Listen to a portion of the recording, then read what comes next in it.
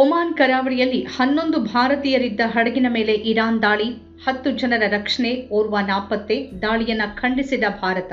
Oman ಕರಾವಳಿ ತೀರದ ಬಳಿ ಸರಕು ಸಾಗಣೆ ಹಡಗಿನ ಮೇಲೆ ಇರಾನ್ ಸೇನಾಪಡೆಗಳು ನಡೆಸಿರುವ ದಾಳಿಯನ್ನ ಭಾರತ ಖಂಡಿಸಿದೆ. ಈ ಹಡಗಿನಲ್ಲಿ 11 ಭಾರತೀಯ ನಾವಿಕರು ಪ್ರಯಾಣಿಸುತ್ತಿದ್ರು ಅಂತ ಹೇಳಿರುವ ಭಾರತ, ಈ ಪೈಕಿ ಓರ್ವ ಭಾರತೀಯ ನಾವಿಕ ನಾಪತ್ತೆಯಾಗಿದ್ದಾನೆ ಅಂತ ಹೇಳಿದೆ. ಈ ಕುರಿತು ಹೇಳಿಕೆ ಬಿಡುಗಡೆ ಮಾಡಿರುವ ವಿದೇಶಾಂಗ ವ್ಯವಹಾರಗಳ ಸಚಿವಾಲಯ, ಇಂದು ಮುಂಜಾನೆ ಒಮಾನ್ ಕರಾವಳಿ ತೀರದ ಬಳಿ ಜಿಎಫ್ಎಸ್ ಗ್ಯಾಲಕ್ಸಿ ಸರಕು ಸಾಗಣೆ ಹಡಗಿನ ಮೇಲೆ ನಡೆದಿರುವ ದಾಳಿಯನ್ನ ನಾವು ಖಂಡಿಸುತ್ತೇವೆ. ಈ ಹಡಗಿನಲ್ಲಿ 11 ಮಂದಿ ಭಾರತೀಯ ನಾವಿಕರಿದ್ದರು. ಈ ಪೈಕಿ 10 ಮಂದಿ ನಾವಿಕರನ್ನು ರಕ್ಷಣೆ ಮಾಡಲಾಗಿದ್ದು, ಓರ್ವ ಭಾರತೀಯ ನಾವಿಕ ನಾಪತ್ತೆಯಾಗಿದ್ದಾರೆ ಅಂತ ವರದಿಯಾಗಿದೆ.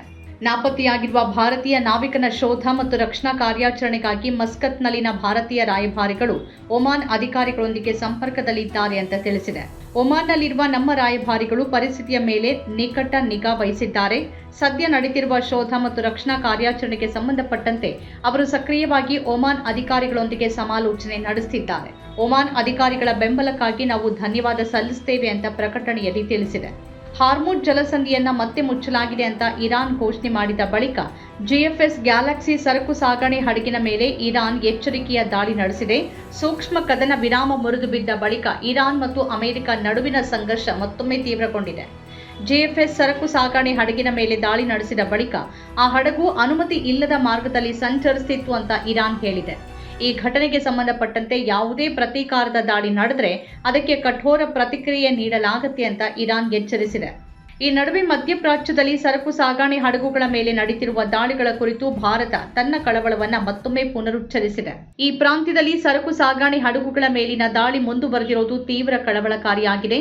ತಕ್ಷಣವೇ ಸಂಘರ್ಷವನ್ನು ಅಂತ್ಯಗೊಳಿಸಬೇಕು. ಈ ಪ್ರಾಂತ್ಯದಲ್ಲಿ ಶಾಂತಿ ಮತ್ತು ಸ್ಥಿರತೆಯ ಮರುಸ್ಥಾಪನೆಗಾಗಿ ನಡೆಯುತ್ತಿರುವ ರಾಜತಾಂತ್ರಿಕ ಮಾತುಕತೆಗಳು ಮುಕ್ತಾಯಗೊಳ್ಳಬೇಕು ಅಂತ ನಾವು ಪುನರುಚ್ಚರಿಸುತ್ತೇವೆ ಅಂತ ಪ್ರಕಟಣೆಯಲ್ಲಿ ಹೇಳಲಾಗಿದೆ. ಈ ಪ್ರಾಂತ್ಯದಲ್ಲಿ ಸರಕು ಸಾಗಣೆ ಹಡಗುಗಳು ಹಾಗೂ ನಾಗರಿಕ ಮೂಲಸೌಕರ್ಯಗಳನ್ನು ಗುರಿಯಾಗಿಸಿಕೊಂಡು ನಡೆಯುತ್ತಿರುವ ದಾಳಿಗಳು ಕೊನೆಯಾಗಲೇಬೇಕು. ಅಂತಾರಾಷ್ಟ್ರೀಯ ಕಾನೂನುಗಳ ಅನ್ವಯ ಅಂತಾರಾಷ್ಟ್ರೀಯ ಜಲಮಾರ್ಗಗಳಲ್ಲಿ ಸರಕು ಸಾಗಣೆ ಹಡಗುಗಳ ಮುಕ್ತ ಹಾಗೂ ಅಡಚಣೆ ರಹಿತ ಸಂಚಾರವನ್ನ ಆದಷ್ಟು ಶೀಘ್ರವಾಗಿ ಮರುಸ್ಥಾಪಿಸಬೇಕು ಅಂತ ಭಾರತ ಮನವಿ ಮಾಡಿದೆ.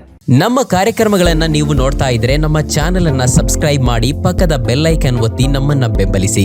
ಹಾಗೆ ನಮ್ಮ ಕಾರ್ಯಕ್ರಮಗಳನ್ನ ಲೈಕ್ ಮಾಡಿ, ಕಮೆಂಟ್ ಮಾಡಿ, ಅದನ್ನ ಬೇರೆಯವರಿಗೂ ವಾಟ್ಸ್ಆಪ್ ಮೂಲಕ ಶೇರ್ ಮಾಡಿ. ನೀವು ಹೀಗೆ ಮಾಡಿದಾಗ ನಮ್ಮ ಚಾನೆಲ್ ಮತ್ತಷ್ಟು ಜನರಿಗೆ ತಲುಪಲು ನೀವು ನಮ್ಮೊಂದಿಗೆ ಸಹಕರಿಸಿದ ಹಾಗಾಗುತ್ತೆ. ಇದು ನೀವು ಯಾವುದೇ ಖರ್ಚಿಲ್ಲದೆ ಕೆಲವೇ ಸೆಕೆಂಡುಗಳಲ್ಲಿ ನೀಡಬಹುದಾದ ಸಹಕಾರ. ಧನ್ಯವಾದಗಳು.